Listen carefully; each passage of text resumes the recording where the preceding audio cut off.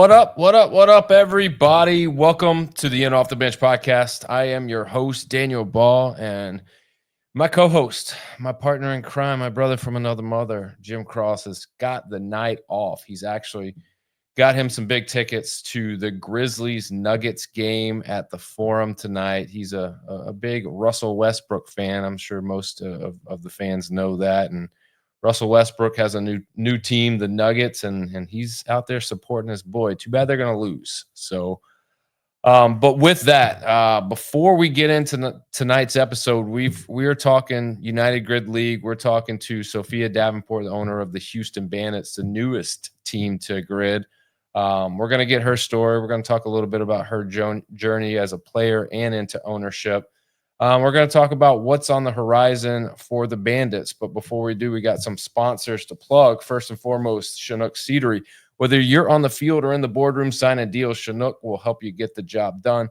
Memphis City Designs, get your brands, gear, logos on everything from shoes to underoos. As a matter of fact, it is the holiday season.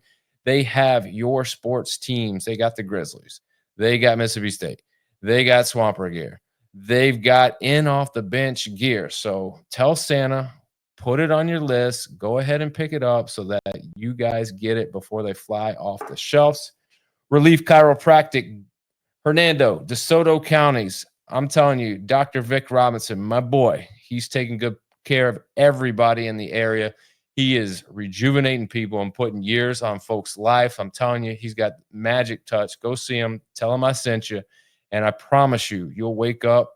You'll actually immediately start feeling better. If you want some recommendations, ask Jim. He's been a few times, and he's saying it's done wonders for him. So hit him up. Go put some years on your life. And finally, Old Dominick Distillery. Experience 150 years of tradition in the heart of downtown Memphis, from bourbon to vodka, whiskey to gin. Old Dominick's got you covered. You can stop in today for a tour, or you can pick up your favorite bottle. And as always, tell them DB, tell them Jim from the In Off the Bench crew sent you. The bills have been paid. And with that, we got to bring on to the stage with the biggest interview in podcasting this week, our friend, Sophia Davenport, the owner of the newly, I don't know. The season's over with, so you're not new anymore. You are a team of the United Grid League, the Houston Bandits. Sophia, how are we doing tonight? Doing good. Happy to be here. Yeah, it's been a ride, and it's only started like, God, when did this start? September. Oh man, it's hot and heavy, and it moved quick. And obviously, we're gonna get into it, but the way the past month of the season has gone down, it's not been easy for anybody, and it's just been, just like you said, crazy. And obviously it's for the best right now because you're in a good spot with a new team, and you've got a lot on your plate. But a lot of excitement, I would say, trying to get that going. But before we get into the Houston Bandits, we got to talk to you. We got to get your story. So let's dive into it. Let's get going in the beginnings. Tell me a little bit about home. Where's home for you? Obviously, it's Houston now, but I don't know. Has it always been Houston? No, so I grew up traveling. Actually, I'm fifth generation circus. I'm the only one not in the business anymore. All my family's in it, all the siblings, cousins, grandparents, everybody. Contortionist, aerialist, all that jazz. Then I landed in Texas for school, actually. I went to Sam Houston State over in Huntsville for college, pole vaulted there for a little bit, and then ran a karate school. That's what I do for a living, actually, is I teach little kids how to break boards, and sit I still. mean, that is, I can say, we've had this podcast for 5 years. We've interviewed over 500 athletes, and I've never met anybody that impressive, like a Oh, circus contortionist, an aerialist. I mean, a pole vaulter. Like, there's a number of things that you are a first time for all of those things on this show. So obviously a lot to talk about. When you talk about the circus, what are we like? We're talking about, elephants and tigers and trapeze artists and guys on motorcycles, like going like, so my mom was a trapeze artist, single traps, not flying trapeze, which there's a difference. I did rings, kind of like what you see in CrossFit, but 60 feet up swinging, hanging by your heels, hanging by your neck, whatever you're doing. Hula hoops upside down and on fire and in the air. Tumbling, rode elephant. I've been riding elephants since I was 18 months old. There's pictures of me just waving with my grandparents. Same fun fact, same elephants are still in the Renaissance Festival, so I go visit them every year at the Renaissance Festival with my god family. Love Elephants can live a long time, right? very, very long. My brothers all either train tigers or elephants or have their own circuses as well, and those are their babies. The elephants are not their. Oh my god, that is I gotta know. Like, you hear all these stories and it's like I think it's a myth. Do elephants really like peanuts? Oh yeah. Oh yeah. Really? Yeah. Oh, man. We used to just carry them with us. I mean, we had one. So we had. Long story short, but 1972 was the last year you could bring elephants over from Asia or Africa. Ever since 1972, all of the elephants that are in the U.S. were born here, like in breeding whatever facilities. So nobody's allowed to ship anymore. We had one. Her name was Boo. We grew up with her. My brothers and I did, and she loved them. Like we would just carry them around, and she was kind of like our babysitter too. We just hung out with her, and she was massive. This What just what elephant. what do you do now, like, if you want a pet? Because you can't just go get a dog or a cat, like, those are just too boring. Like, what do you We have a turtle. My son rescued a little. He's the size of a silver dollar turtle from a pool. He found him at the bottom of his dad's pool, and he brought him home. He's like, "I found this at my dad's place. Can we keep him?" I was like, "Okay, so we have a turtle now. That's it."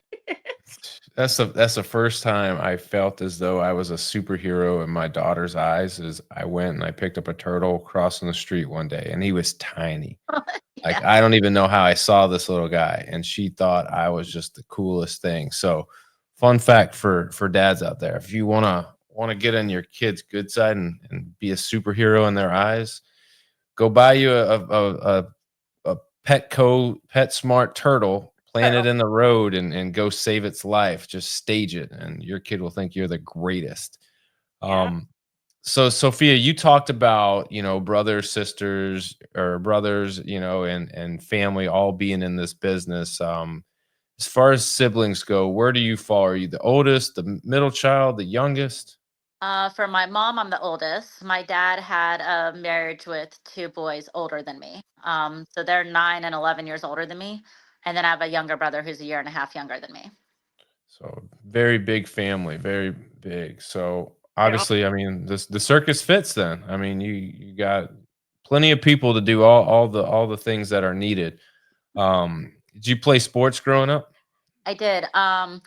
So I did karate since I was 10, but it was only like when we weren't on the road.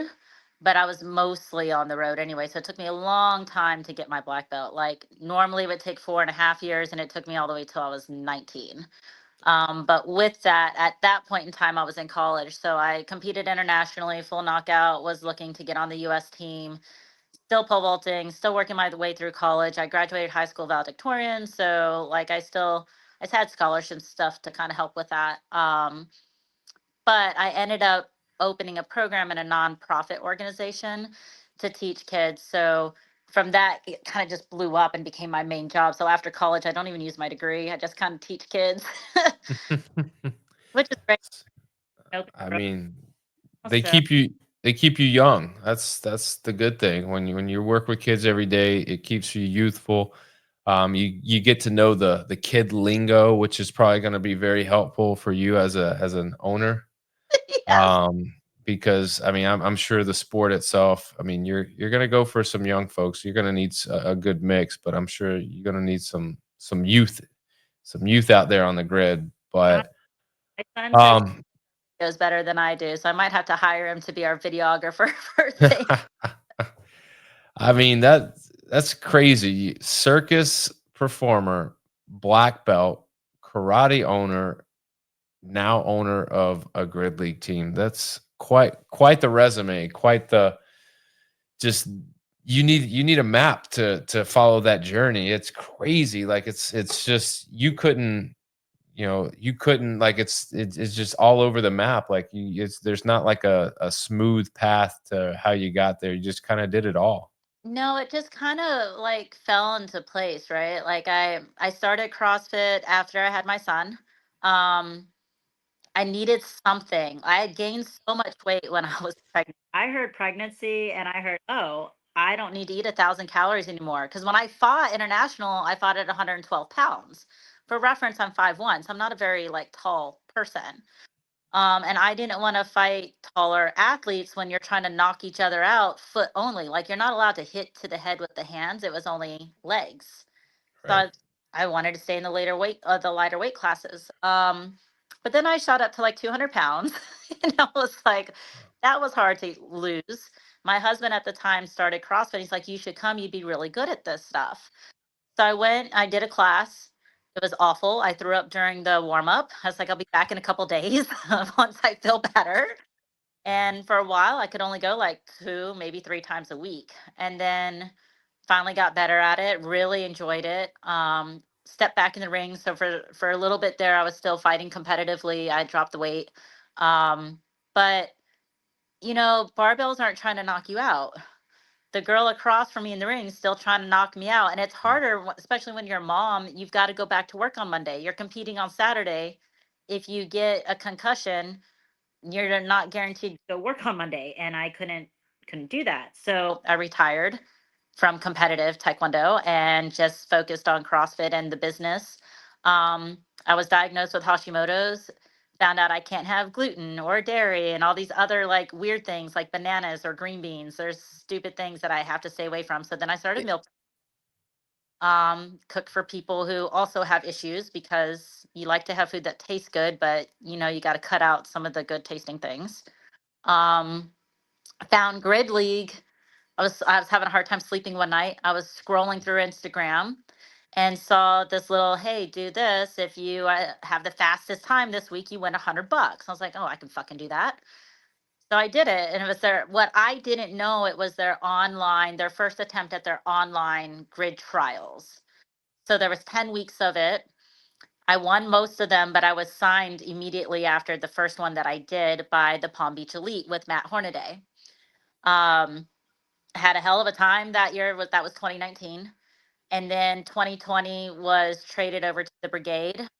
And as we all know, 2020 was a fun year. Yeah. Let um, me let me ask you this. You said you were traded. When at that point in time, did you have any say in the trade, or is that something that you requested? Was it something that they brought to you? Could you have said no? Like how does all that work? so how it all kind of transpired, I also got involved with USA Functional Fitness that year, and I competed at their Worlds in Australia. So I was in Brisbane, Australia in the fall of 2019, in October of 2019. If you remember, that was also the year that we had 2 opens. We had the open in March and we had the open Yeah. in. So I was in Brisbane for Worlds, but also doing the open workout like the night before the first competition because there was like no choice, right? If you wanted to get it done. Um, Sam DeChristoff was also there representing. We were in different age groups, but she was there as well, and she played for Tampa. She was like, "Hey," so at the time there was North and South conferences. She played in the North Conference with Tampa. I played in the South Conference with Palm Beach. So she's like, "What if you came to Tampa?" And I was like, "Well, nobody has talked to me about re-signing." Knowing what I know now, we were in a re-sign period, but back then I had no idea. I was a rookie. I had no idea what was going on. Um, so once we got back, she's like, "Well, my coach will contact you if you haven't signed with anybody else. He's really interested in signing you." I was like, that was Chris Guerin. I was like, okay. So we go through the rest of the open, we go through the holidays. The resign, what I know now is that he had to wait for the re-signing period to get done, which was December 31st. So you can't talk to players at that point in time that were on another Right. team first. Midnight 01, January 1st, I have a DM in my Instagram. Sup, bros? This is Chris. Want to come play for? I heard you play for Brigade. I saw it the next morning when I finally woke up, and I was like, "Oh yeah, Sam did tell me you were going to contact me," and so that's kind of how it all happened. But it Well, was. crazy year that year. As we all know, we ended up condensing our season to one weekend, and it was kind of like, I don't know, like a basketball playoff bracket thing going on. It was crazy. Yeah. So, um, with grid, obviously you're having to fill a brand new team, and I just like asking this question because I feel like it just gives me a better sense of an understanding of how people explain it and how people teach it and how people utilize grid to enhance maybe their training. But what would you say, like, if you were talking about the Houston Bandits and you're talking to a group of people who didn't know anything about grid, what would you say, like, how would you define what grid is? Ooh. The easiest thing that people have no idea, it's CrossFit. No CrossFit? Yeah, okay. It's CrossFit on acid.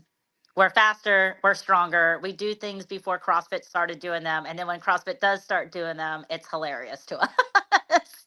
Like the year that they did the freestanding handstand push-ups, all of us are texting back and forth. Really? Finally? Okay, at a deficit, because we do freestanding deficit handstand push-ups. They Right. caught up to us.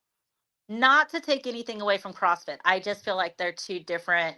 They're the same, but they're different, right? Right. Um, in CrossFit, you average 3 seconds a rep. You're looking for longevity. In grid, you want it a second or less. We don't want longevity. Come out hot. Go die when you're done. Come out hot for 20 seconds, tag in your teammate. That's your job. In CrossFit, if you come out hot, you're in trouble.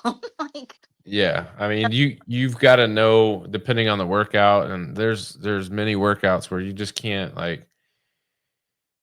come out, guns a blazing. You've got to know what your pace is and work it, and that's where the whole constantly varied aspect comes into play, is because you need to do a lot of workouts that are varied, but also at different time domains to know what percentage of intensity you need to be running at. And obviously time frame is a big caveat to that, but also like the movements and the weight and things like that. um, and it's so kind you of the same in grid too, but it's per position. Like, right. I know that the best deficit handstand push-ups, 10 reps, is going to be Chris Chaffee. He's going to take 9 seconds or less to do those reps. If you want to be good at it, that's the person you got to go imitate, and that's the speed you're looking for. If you're taking 15 seconds, you're probably not the person I'm going to send in for that, right? So you wouldn't send me. That's a fact. It's a fact. You wouldn't be sending me in for that. um you know When did you learn about grid? I find it fascinating because the grid has been through an evolution, so to speak. It was the MPGL, and then it was the Florida Grid League, and now it's the United Grid League. So, where in that evolution did you find it? I briefly was introduced to NPGL 2013. Wait, my son was born in 11. So 2012. I think it was. It's 2012, 2013, one of those, but it wasn't me. It was the coach at our gym was like flying out to go do their combine to go try to get on it. He was going up against Marco Coppola for a strength specialist position. He did not get it. Marco did, I believe. Right. um, that was, and I just remember them briefly talking about it. At that point in time, my goal wasn't competing. My goal was like getting the baby weight off and like living my life. And my first open was in 2013. Um, I started CrossFit in March of 2012 and had my son in the fall of 11. So that's kind of how my competitive side started. Then, as far as the Florida Grid League, was just scrolling through 2019 in the spring on Instagram, like going through the search and then finding those little online competitions. And You then were like, I can fucking do that. Let's go. my warm Here's up. my video. Yeah. Warm up. At the time, I didn't have like a personal coach or anything. I did class and then I did extra work. I didn't hire a personal coach. So I didn't have anybody I was really answering to, right? I was just working out with my friends. Um, and they did it with me too. They were not as successful.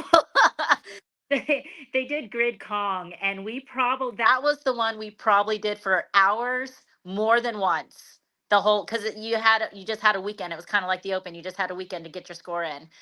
But we threw that fucking ball. Sorry, we threw that ball across the way on the med ball ring muscle up so many times. So many times. The deadlift wasn't the issue.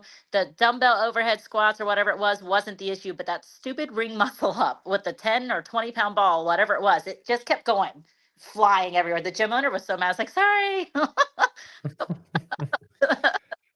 I mean, it's definitely a tough skill to master, and especially if you're learning it for the first time, I can only imagine how many times it took to actually feel successful. And I mean, I say feel successful because I mean, I see you guys on the grid do that now, and it's just like I might could do that one time, but like it's going to look terrible, and it's not going to look like that, you Yeah. know. So um, obviously, you've kind of been around since the inception of MPGL and the evolution. Maybe not necessarily to the extent that you've been in it now, but you eventually threw out some videos, timed yourself, put your name out there as far as somebody who can move on the grid and move well, and you end up getting hooked up.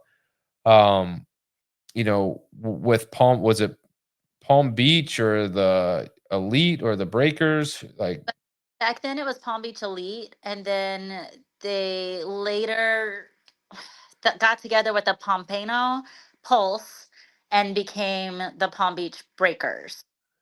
gotcha, gotcha. I I believe that's kind of how it went down.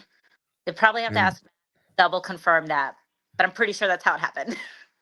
so, I mean, Matt talked about it a little bit, and he mentioned how the Elite transformed into what's the present day Breakers. The Pompano Pulse, I wasn't sure if they were a part of that merge or how that happened, but it seems like it, in comparison to like location, it seems like that makes perfect sense between the two of those kind of meshing together and forming one team.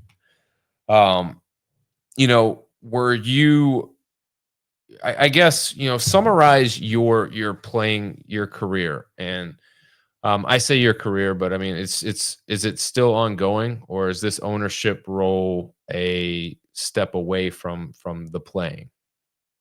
Ooh, so last year, October, last season, 2023, I fell from the rig during the match, broke my Oh wrist. shit. Finished the match, was not a good time. There was a lot of front rack going on, and that was the first echo when that I fell from the rig. I just thought I was holding on.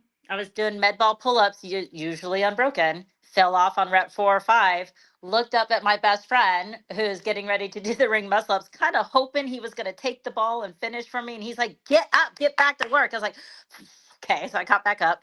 Um, but it did end my season, which sucked because there was a double header. So I only did half the season with Brigade that year. This season, I had made the decision that I was going to trade teams, didn't know where I was going to go. I was going to try out for a couple other teams and just kind of see how it happened, if I was going to play again, if I needed to retire. I mean, I'm 41, so it's not like I'm getting any younger. February 1st, the day before I was supposed to fly out to try out for the Breakers, actually, I was real sick. I had hand, foot, mouth, which as an adult is really terrible.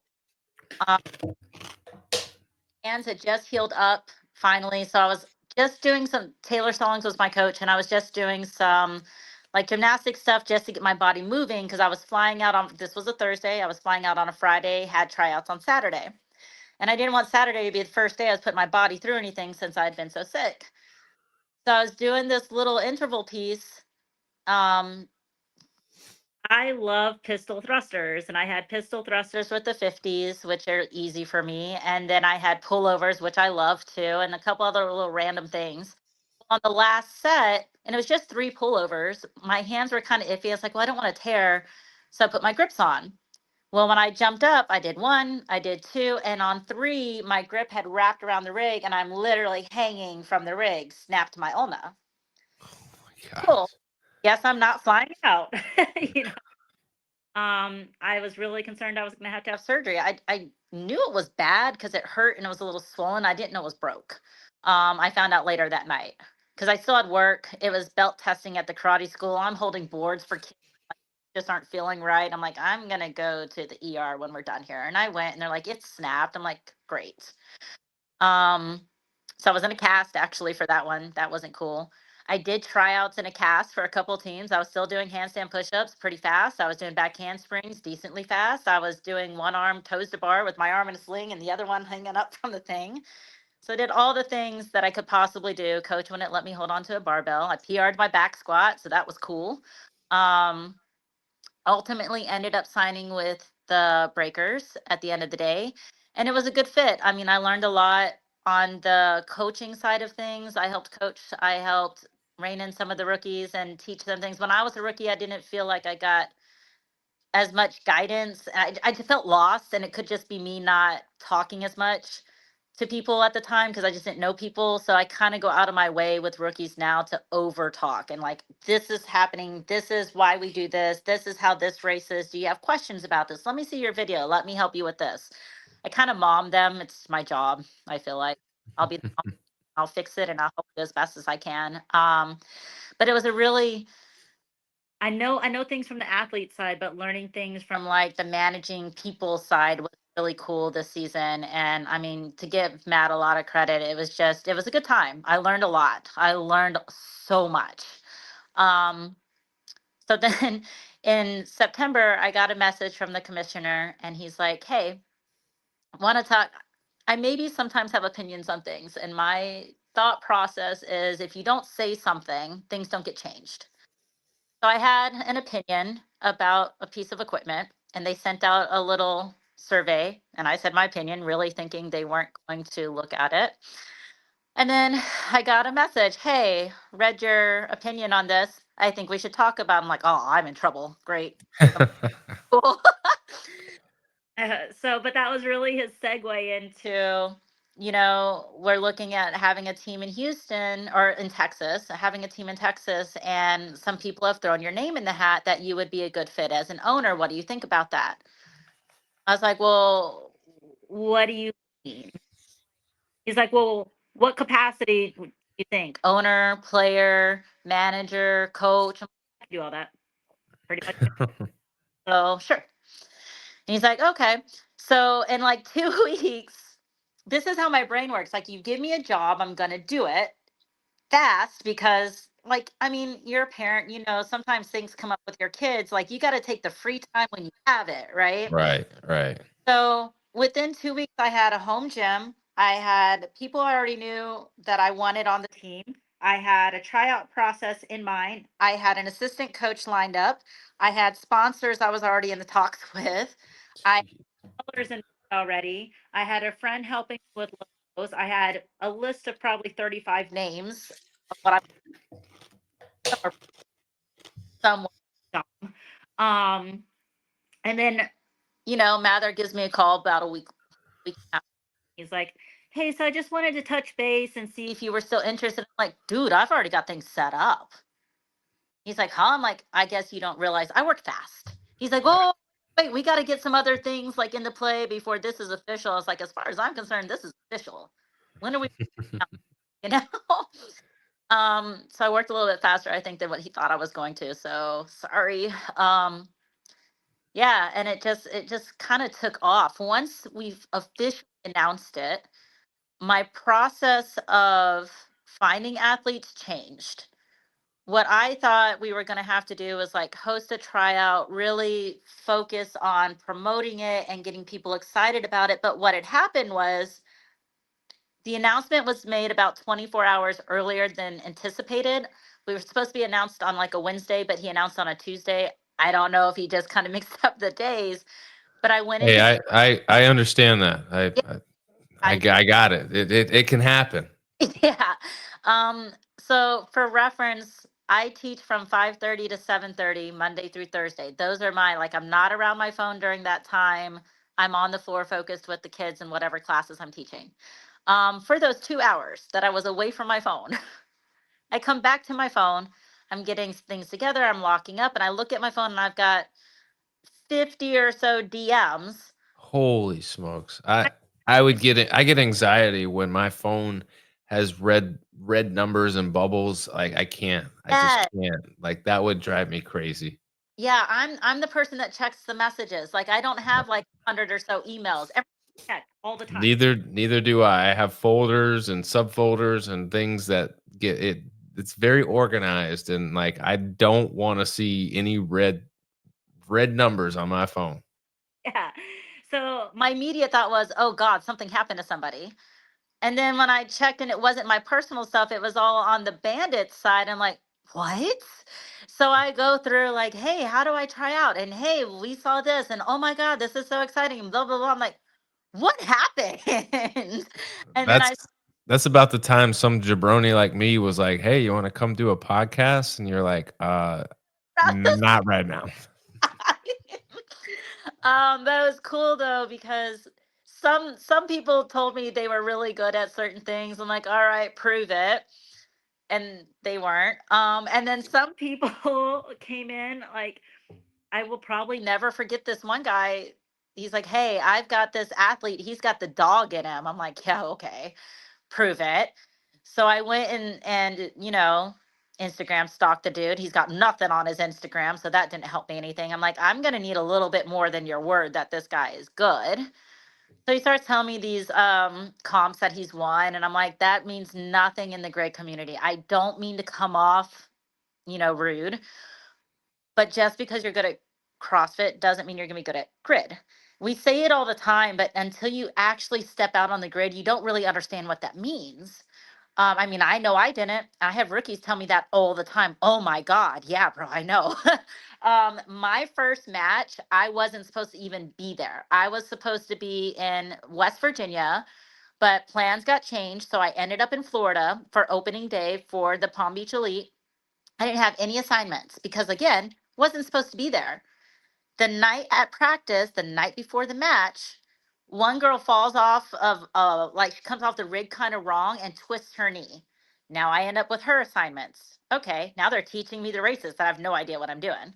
The next day, another girl shows up throwing up. She's got the flu. Now I've got her assignments.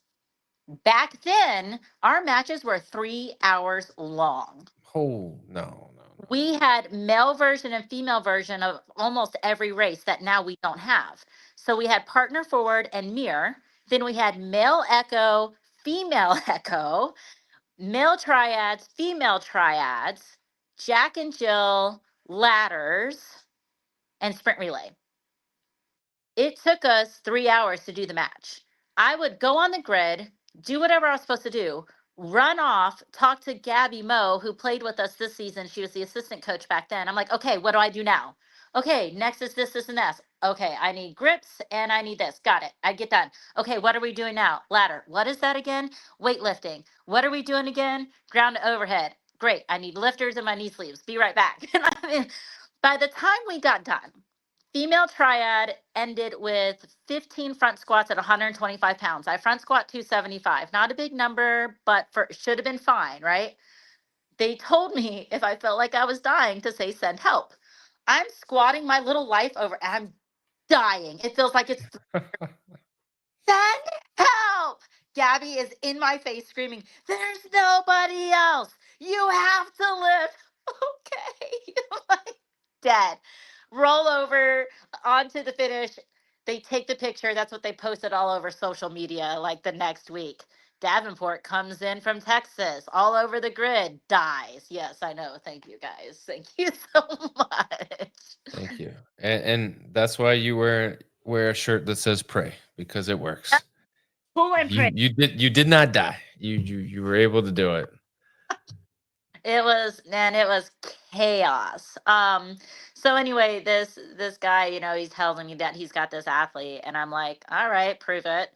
He's got this athlete. I mean, he hang snatches 285. He cleans almost 400 pounds. I'm like, yeah, you'll do. Come on, Well, let's go. He brings his friend with him. We do an online or video meeting. They sent me videos.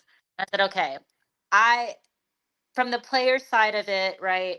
now that the process has kind of changed, people are sending me their videos. I send them a list of things. I send them like, these are our positions: body weight, utility, strength. This is what you got to look at if you want to play this position, this position, this position. What do you think you want to do? They tell me. I send them a list of testers, how to do the testers. Send me the videos. They send me the videos that the times look good. Now we're doing a face-to-face video live chat, and I'm running them through things, and I'm telling them my expectations. Like, I need you to understand you have to show up to practice. If I send you a tester, I need it. You can't put it off for 2 weeks. If you don't send that stuff to me, you won't play. I can do your position. Like, your times are pretty close to mine. If you're faster than me, but I'm putting the time in, I'll play. I don't wanna. I don't want to be in every race. It's tiring. That's why you have a team. you know. Um, these dudes literally came in from hunting, still have like their hats on, and they're doing double touches like they've been doing them their whole fucking life. Like, where did you come from?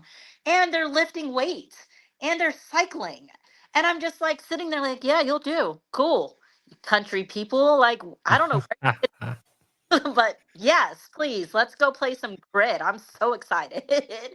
And it's kind of like what's been happening the last few weeks, where it's just been like strangers like that, and now we're friends, and I can't wait to announce them to I've got some friends up in Canada that are just, they want to get out of the cold so bad. They want to come down and play in Texas. Like, they're Hey, so good. they're ready too.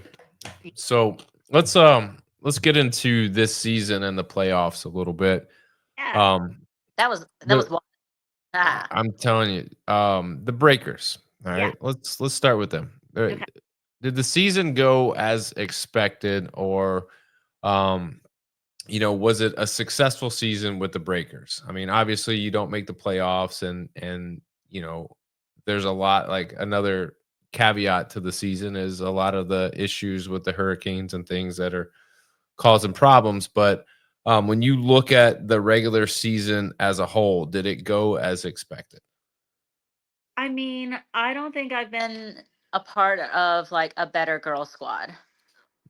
I We kind of divided them up a little bit, where it's like you had one person kind of in charge of girls, making sure everybody was doing their assignments and whatnot, and you had another person in charge of the boys, making sure they were doing their assignments, and then we would all collaborate and figure out who needed assignments and what, and who was the best fit for whatever. But like, as a whole, and even later in the season, when I got to be like closer with the guys side and friends with them too, it was a good squad. I mean, it just really was. We kind of had our disputes, which you're gonna have when you have that many people and you have that many personalities coming into it. But I couldn't have asked for like a better end of my athlete only season, I guess, if we could put it that way. Um, Right.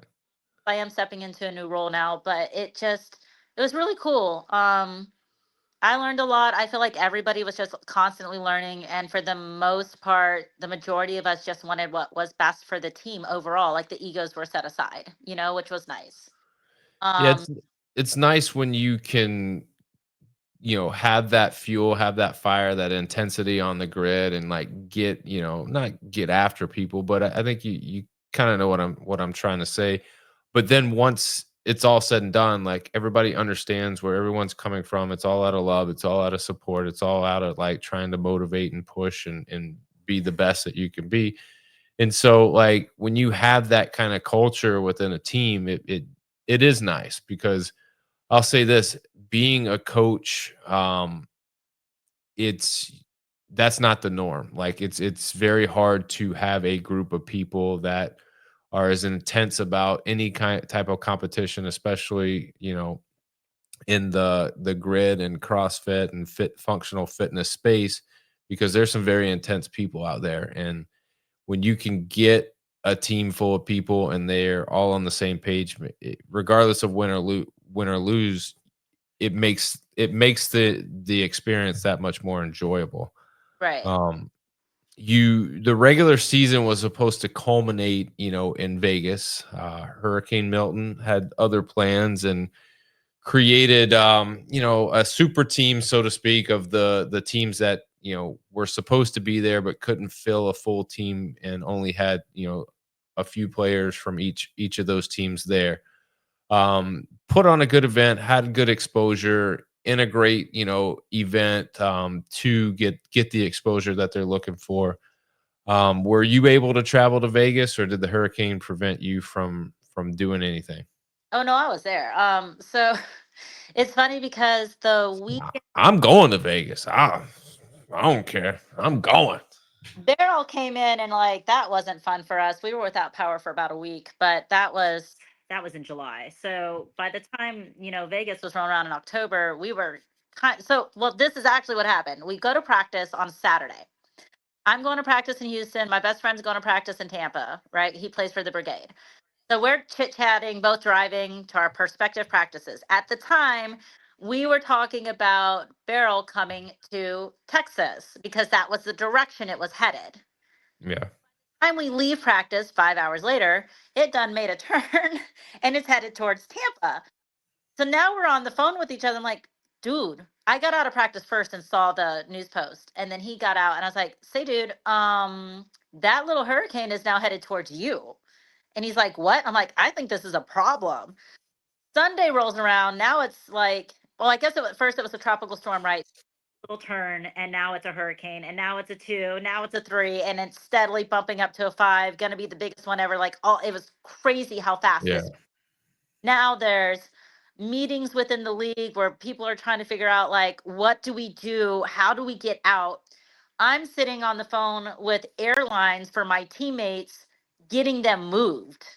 Like, you guys are moving. If I can get them out before the airport's closed, we should be okay.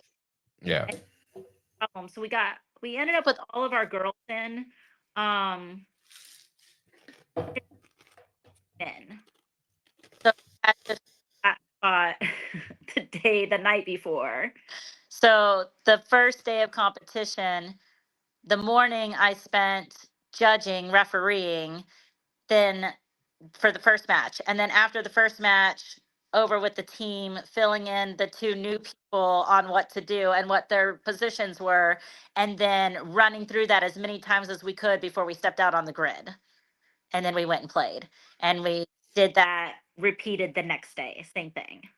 I So mean, surprisingly, as I watched the streams, like there wasn't anything outlandish where you're like, oh my god, these folks don't know what they're doing. we felt it. Everything seemed. I mean, despite what you might have felt, I mean, it seemed pretty smooth and fluid, and like you guys have done it many times. And so, whatever you told them, whatever coaching advice and strategy and running through and practicing the races, you did a good job because it was tough to tell. I mean, everybody makes mistakes and has issues as far as efficiency and transitions. I mean, you even saw that this weekend, and you're talking about the top four teams, and there were mistakes and transitions and stuff. But um, given the circumstances, I mean, it looked really good. The product that you guys put out there. I think it just comes down to the team itself where everybody was helping everybody. I don't think there was Yeah, just person. It was really, if I was out on the grid with somebody, somebody else was in the back reminding the other person, this is what happens next, et cetera, and vice versa. Like anytime you weren't on the grid, you are like, hey, you okay? Do you know what you're doing next? Et cetera, et cetera. Like that. I think the role as vets, all the vets were like, we kind of all took on the assistant coaching at that point just to make sure everybody was getting where they needed to be. so when the dust all settles in Vegas, I know how CrossFit and grid league athletes like to throw down afterwards. You're in Vegas. Whatever I, happens in Vegas stays in Vegas. Were there any of those stories that came out of Vegas from the grid league teams? all I did was eat. Like I'm not really allowed to eat. My body hated it. Um, but I've been to Vegas quite a few times. There's a lot of Taekwondo conventions and whatnot, so I've been there a lot for fights and for training. I've done a lot already. I was not interested in going to. I don't drink, so I wasn't interested in going to bars or clubs. I'm kind of.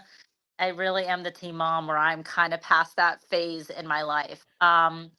I did have some teammates that really wanted me to go to the after party, and I was like, I will see. But honestly, after pulling like 15-hour days, this Mhm. tired. I I mean, I tired. tell I tell my friends, look, if you want me to be a part of something that you're doing, it better be before 8 p.m. That's all I gotta say. Because once 8 p.m. hits, my body gets still, and Yep. when I get still, it's time to go night night. Yeah. Um, you know, the playoffs, you had the season come to a close this past weekend out in Fort Lauderdale. You had a couple teams that were able to, because of what, the hurricane did and created, the I guess the not fair circumstances for matches in Vegas. It led to the decision to play two matches that really were seeding, had seeding implications, attached to them on Saturday with, the playoffs really starting on Sunday. When you look at the playoffs, were you surprised at the Wild winning it all? I really was. When I first looked at it, I mean, I'm friends with a lot of people on a lot of the teams. I've been around a long time. You kind of end up, it just happens, right? Like you're in this space together. You want what's good for everybody. There's, inter team rivalries or whatever, of course, but not to the point where anybody's like, "Oh, I hate you" or anything like that. That being said, um, I love the Aces.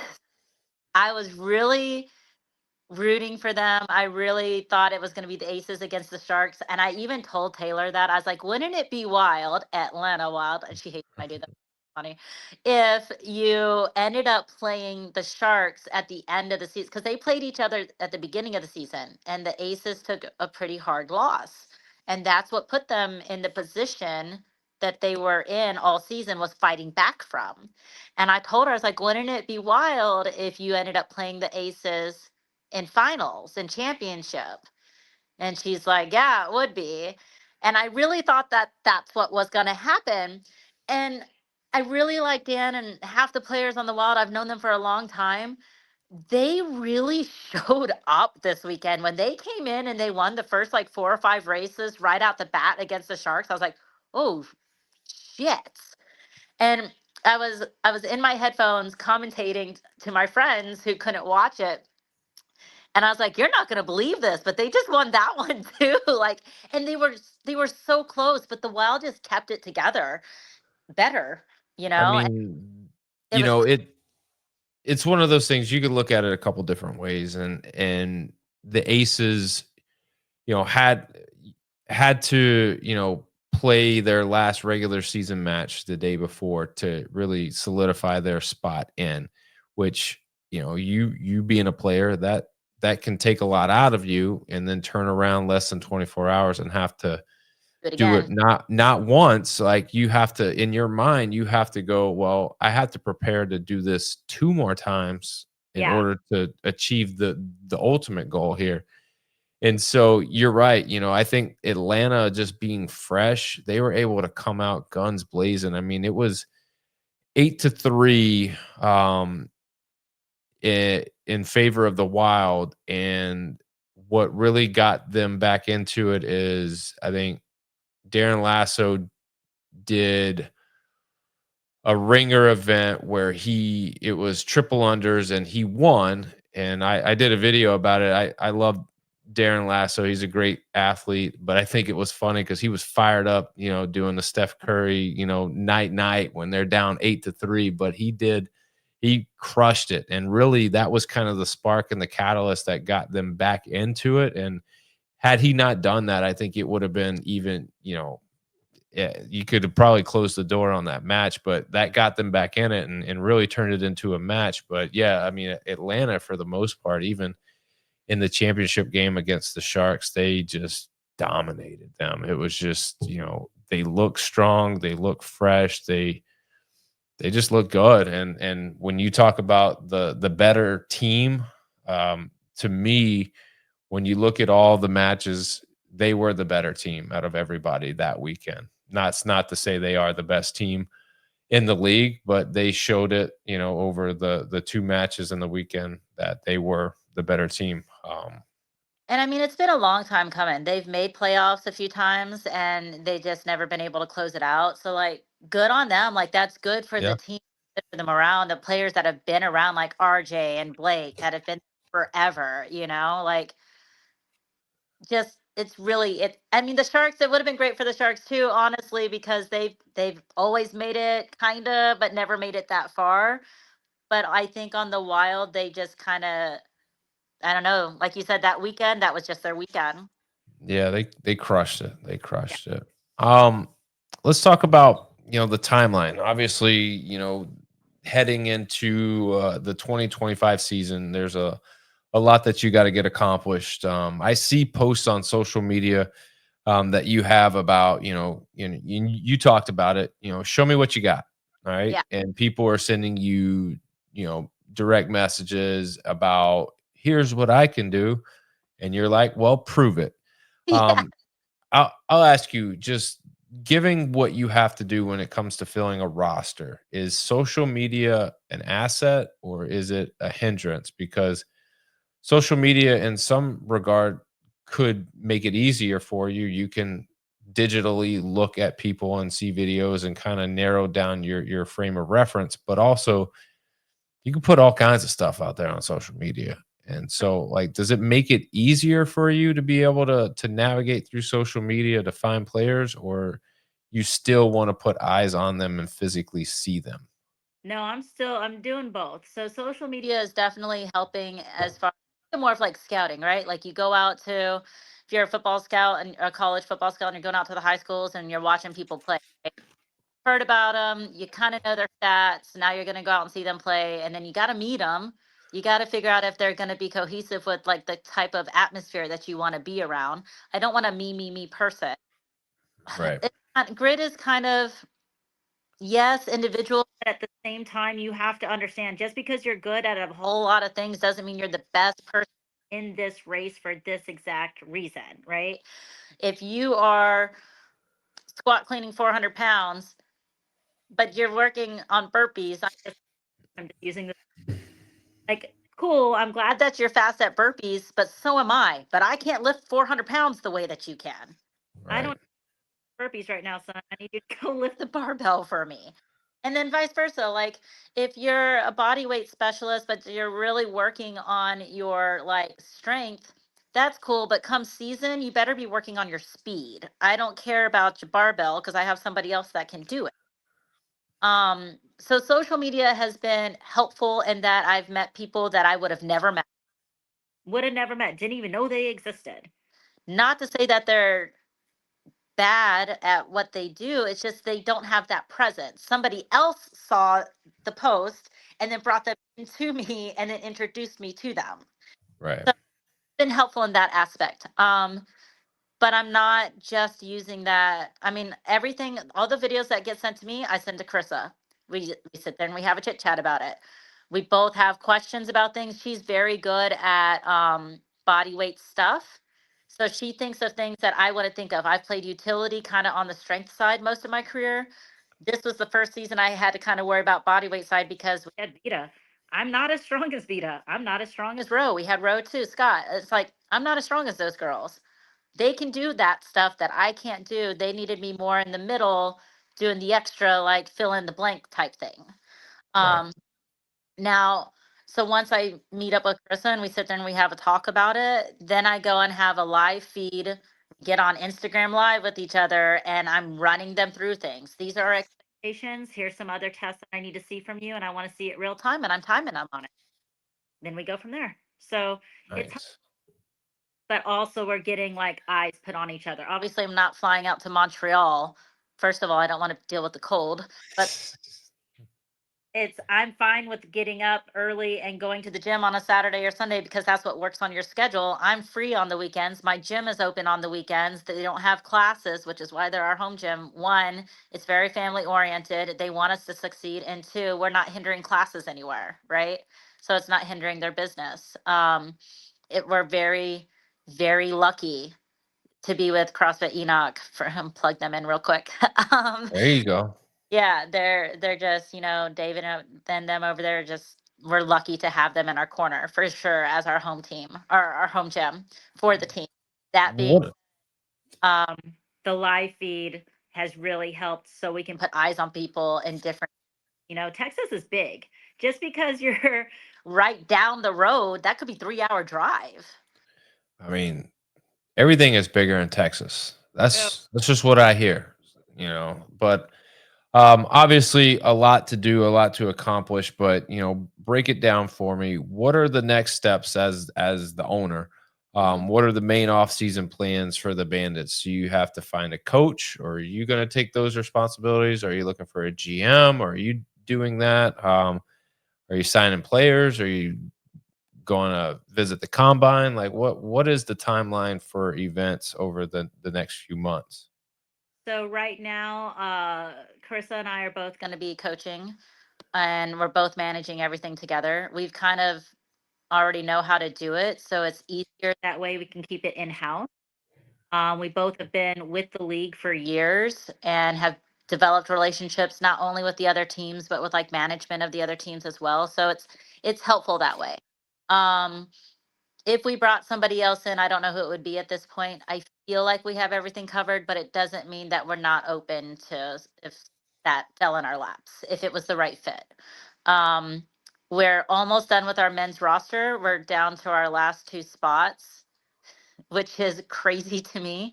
Um, we officially like LOIs will go out next month, the letters of intent, and then once that's done, we will finish up on the female side. So the girl side, it's just me and Carissa and Aaliyah Miller, which God, I can't wait to see her out on the grid. She is strong and she's good at gymnastics too. She doesn't think she is, but she really is. Um, if she hears this, she's going to tell me she's not, but that's fine. We'll prove otherwise. So we have plenty of spots on the female side to fill. So we just kind of took it as it was coming, which was a lot of guys were interested in playing, and now we're going to go and look for the girls after that. And then after that, done, we'll have our athlete camps. We'll have our little dinners via Google Meet or whatever, and explain races. Like eat your dinner, but now we're going to do our homework.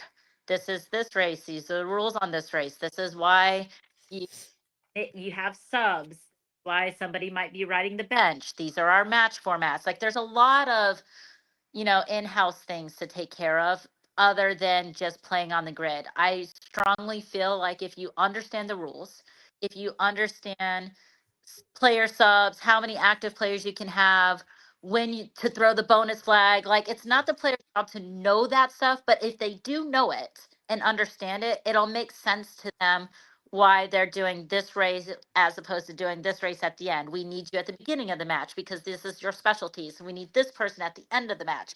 I think it just cuts out on like the maybe jealousy of somebody getting more assignments type of thing. I don't want that. I want people to be supportive of each other. And in order to do that, you have to understand why the process is the way it is. Yeah. So you got expansion now from the grid league into Texas. Yep. Um, you know, what's next for the league? Obviously, that expansion into the state of Texas is a huge undertaking, but it's also a great step in the right direction, especially when you're talking about taking something that was regional for the most part of in Mhm. Florida, and now you move a team from Gainesville to Atlanta. Now you're outside of the state of Florida, and now you've expanded even further into Texas. What's next for Grid? What do you see? Is it another team? Is it like what is it? There is another team coming in. There will be 10 teams next season. Ooh, Yeah. okay, okay. So Do we, I don't know how soon it'll be, but there is a 10th team coming in next. ooh. And so I'm assuming that this 10th team that you speak of is going to be in place, ready to go for the 2025 season. Yep. Let's go. Yeah. Wow. So That's is more game time, more play time. It's gonna be an interesting year. I say this every year. I don't know how many more surprises and things they can throw at. And every year I am surprised. I'm like, what? Wait, we're doing what? Like I've never done anything so fun. And all the things I've done in my life, like grid is just the most fun ever.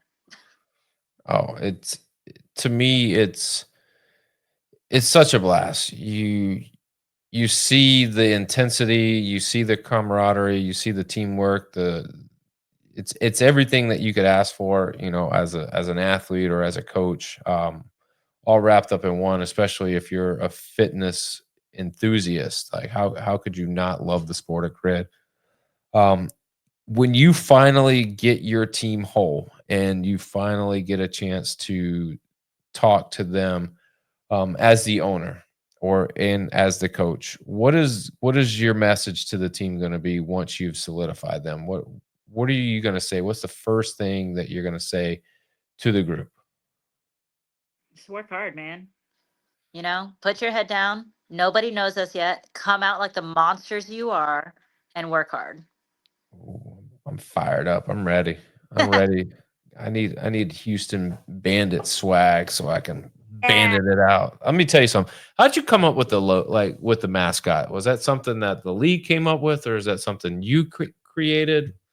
How did I the Bandits come about? there were a lot of names. And I didn't want it to be tied to anything else either, right? Like if you Googled it, this came up or that came up. So it was difficult. It went from Texas Rangers, which I mean, okay, Walker, Texas Ranger. Let me tell you something. The Texas Rangers are about as corny as it gets. And That I'm a baseball guy and I like the Rangers. Don't get me wrong. Like, great. right. I'm a Cowboys football fan, but the Texas Rangers is about the least creative thing that you could come up with. So we went from that all the way down to like the tornadoes. Like, do we do something like or the hurricanes? Is it the Houston Hurricanes? I was like, wait, is it a Texas and then or is it a city? And I was like, God, it has to be a city. And I don't when Bandits kind of like made my list. I was like, but what would our logo be? And so I just kind of started Google searching things that I liked because I know we wanted something with the flag, but I didn't want it to be too colorful. And then I was like, well, there's the yellow rose, right? Too. That's kind of iconic for Texas. I was like, no team is yellow, so that would be good. They would know it's us, right? No other jerseys are yellow, so that's good. So it just kind of, I don't know, it just kind of came together within, it probably took me a week or so on that was the hardest part. I even told Mather, I was like, this is the hardest part is coming up with the name. He's like, but it's the funnest part. I don't, this is so right here. But it I did. think you nailed it. Thank you. Thank you. I had a friend of mine who's good with graphics. I'm not good artsy drawing things. So I just kept sending clip art. I'm like, I kind of want this combined with this, combined with this. Can you make that happen? And Mather did clean it up a little bit and fix some like, dimensional things on it. But I'm super proud of it. It came out really good and I'm excited. I'm very excited for that. So Yeah. You should be proud. The Bandits are a strong name. I like the black, I like the gold. It's nothing too crazy, nothing too flashy, and, like, there's some, like, villainous, you know, energy that I get when I look at the Bandits, man. It's like that's badass. I enjoy that, so, um, thank you. you Thank know yeah, hey, I think, hands down, whoever like, if nobody showed up to face you guys, I would understand. They would look at the bandit and go, we don't want anything to do with these folks." Um, before we let you go, it's been a great interview. I always have a question, a hypothetical that I like to get to people just to, I don't know, just tease your mind and see, get you thinking before you get out of here. So, here is the hypothetical. All right. You come across, let's say you're cleaning out your attic and you discover this book. It's all dusty, you dust it off, you open it up and you start reading it and you realize this is the book of your life. All right. Oh God. You get to present day in the book where you're on a podcast with me and we're chilling, we're talking about the Houston Bandits. Do you continue to read to see how your life ends, or do you politely close the book and discard it? What do you do? Oh, wait. So I can read ahead, like read my future? Yeah. Yeah, you can see how this whole thing plays out if you want. Oh God, the control freak in me wants to read the future, but then the other side of me is like, you're supposed to trust the process. This is a problem. This Woo! is this is why I like questions like this because it's very thought provoking, but it takes people out of their norm, like people Yeah. on a day to day basis. Like my friend, like the co-host of the show, Mhm. he's a guy who is just like very much like in the moment, whatever happens, happens. Like he's a guy that wouldn't like, necessarily read this book. But then when you propose the question to him, he's like, I don't know, man. I think I'd have to read it. I don't So my initial reaction would be, I want to go to the end, because then I would be like, but can I change it? Is this really how it ends? Or can I tweak something in there and change the course of history? That's my other side. But there would be no tweaking. The book is the book and it's the rule and whatever it says, that's how it goes. then I would have to rely on what my past coach Taylor Stallings would sit there and tell me to do, which is trust the process. That was a very hard lesson for me to learn as an athlete, but especially after I broke both my ribs. But she was right, and I think she would be right in this one too. And I would have to trust the process and close the book When politely. I did. what let's say, all right, this is like a choose your own adventure. When you answer one way, I come back at you with another thing. Okay. Let's say you get to present day and there's only let's say you've read 100, 200. Let's say it's 300 pages and now you're at present day, but there's only 2 pages left. No, I trust the process. I have to go back to what I was doing for. Trust. Oh, God, that would be so hard. Hey, if you could do it, like I bow to you. Your willpower is much stronger than mine. Two pages though. I would be sad if there was only 2 pages left. I know, right? But I don't. Oh, I really. If there's only 2 pages, I'd be like, nah. I really don't want to know that. I would be. wow. Nope. Don't tell. Just Don't tell just me. lay in bed just waiting for it to happen. Just And I would go out and like do all the things. Like, there's only 2 pages left. Let's make. I that's the way I see it is, maximize everything that you could possibly do in this world. Like, why not? You know? Yeah. All right, Sophia, it's been a blast. I'm glad I had a chance to chat with you and rap with you. Anything you want to plug or promote before you get out of here? No, just keep an eye on the grid league, man. There's gonna be some changes next season. It's gonna be fun. Oh, buddy, it's going to be a good season. It ended on a very positive note. Shout out to the champions, the Atlanta Wild.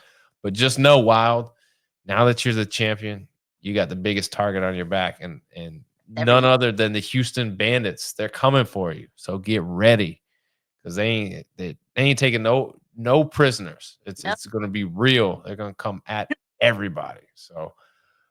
Sophia, I appreciate you. Hopefully, we'll bring you back on.